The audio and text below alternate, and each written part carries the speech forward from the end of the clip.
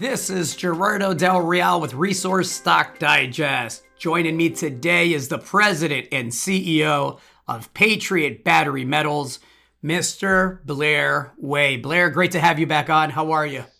I'm doing great, Gerardo. Tons going on, all great stuff, but it's a busy time for Patriot, that's for sure. Let's get right into it. I'm a contrarian by nature. It's how I was brought up in this business. I don't know if I'm a masochist, a sucker for pain, but I absolutely love the pullback in the share price. And a part of that, as I shared with you off air, is because I'm likely going to be adding some here soon if it stays at these levels. Whether or not that happens or not, I loved the release that you put out here about a week or so ago, updating the market on the summer drill and surface programs at the Corvette property. And the reason I love it is because I think it finally starts to define and outline the path towards the potential scale here, right? We've talked about the trend. We've talked about the 50 kilometers, 30 or so of which have been largely unexplored, though I understand that teams are in the field now, and I wanted to ask you about that. But we also know that this current drilling that's ongoing, you just described as encountering spodumene pegmatite over varying widths in each drill hole. Now, there was something interesting in the release. You decided that you no longer wanted to be as vocal about just how much of that spodumene pegmatite and the pegmatite in general you were actually encountering. And the reason for that, if I understand it correctly, there was a bit of confusion as to the discrepancy between how much of it was lithium bearing and how much of it was just pegmatite rock. Is that accurate? Yeah, that's true. And of course, the other thing is we've drilled out a large part of this almost 2 kilometer corridor now, and we've hit the big intercepts. People have seen them; they understand the intercepts there. We put the assays out on them, and there's been some. Obviously, there's always discrepancy. Pegmatite does not translate to lithium bearing rock. It's the spodumene within the pegmatite that has the lithium. So there's always some discrepancy, but initially you're like, we've got peg, that's a good thing. We're going to now tell you the assays, and we've got the assays, and we can tell how much of that was mineralized with lithium. So now we're drilling it out. It just seems almost redundant, almost a little bit over promotional. Okay, oh yeah, we got another 50 meters, another 70 meters, or whatever the number is of peg, when we know the assays are going to come in. We sort of have an understanding now when we look at the cores what they're going to look like. We can't talk about lithium until we have the assays, even if we understand it from the spodumene mineralization.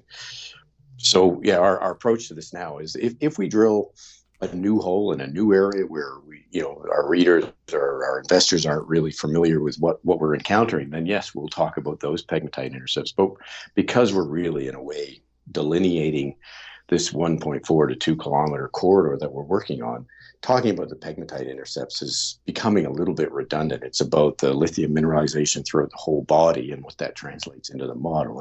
And soon we'll be able to share the model and people get a much clearer understanding of what those intercepts mean, both the pegmatite and the lithium mineralization.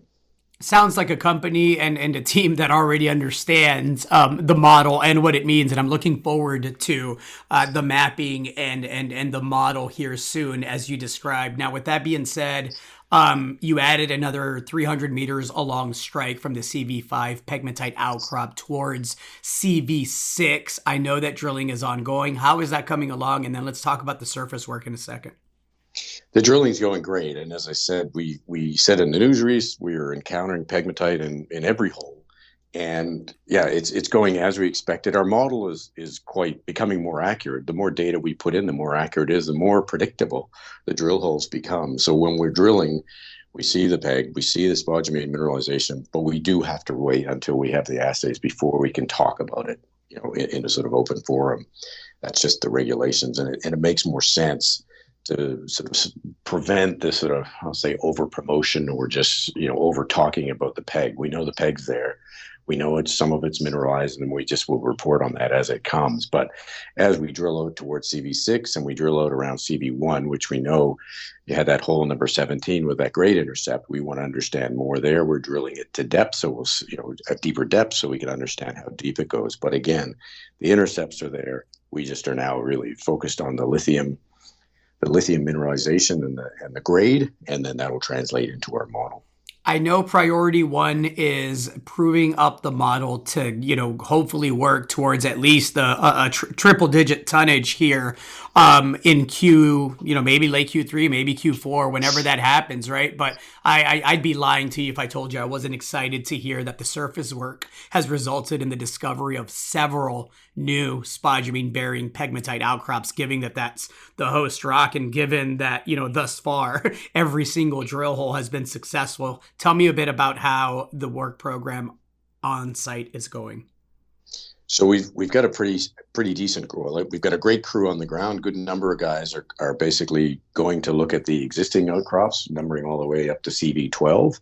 But they've also been looking at new ground in around the Deca Goose area, that ground that we picked up last winter, and some of the other areas. But what they're also doing is a much more methodical review of the ground. As I think we discussed before, when these original outcrops were found, they were very quick, 4 or 5 day campaigns with a helicopter, stop down, take a look, grab a sample, and move on because of the time constraints and money constraints. This summer, they're very methodically going through, and they're doing a great job, and we'll be able to report on that. I hope, either next week or the following week, we should have something to talk about that we can share, because as we gather this data, we have to, document it accurately, because when we put it up,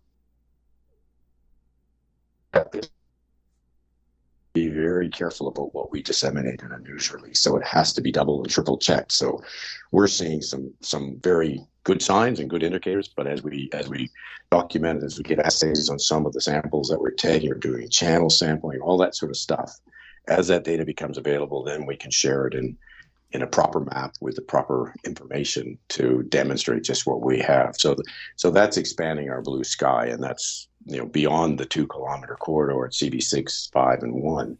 We have this, great deal of other corridors or potential corridors that we ideally will be able to talk more about, and also talk about what what drill strategies we have for those new areas. I hate to put you on the spot, but given the fact that I like to say that I'm a simple guy, and my simple self was able to, and now I'm really excited about the potential scale of this and the world-class nature of this. If I was able to identify that pretty early on, when this thing was at like 16 cents and we were writing checks together trying to keep everything going, I have to believe that by now some of the majors have likely reached out, and without getting into specifics, because I know you won't, Blair, I've known you for quite some time now, are there discussions ongoing as to the potential of the project here? Certainly, as you know, PDAC is a busy time, and we just finished up PDAC, and suffice to say, there was quite a bit of interest, and we've had quite a few discussions and conversations. And look, there are opportunities here for the company as we grow the scale of what we have here, and what that translates to in the short term, hard to say. But again, with and over time, I think we'll see very strong interest in what we have, given the scale. And if we, as we approach triple digit numbers, that suddenly becomes very meaningful for some of these bigger players in the lithium space. Looking forward to the news on the model, the mapping, and of course, assays as they start coming in. Blair, thanks for taking the time for the update. I appreciate it. Well, always happy to do an update. And yeah, there's still a ton of news to come. We've got our TSX, ASX assays, drill assays, fieldwork assays. It's a busy summer. We're going to probably do some more site visits. I'll certainly be up to site a couple more times this summer. It's a busy time for us in the summertime. It's a bit of a doldrumy time for the market. Summertime is historically a time when the markets go a bit soggy, but it's certainly created what I see as a buying opportunity for sure. With the share price sort of off the boil right now due to summer doldrums, I think it's a good opportunity.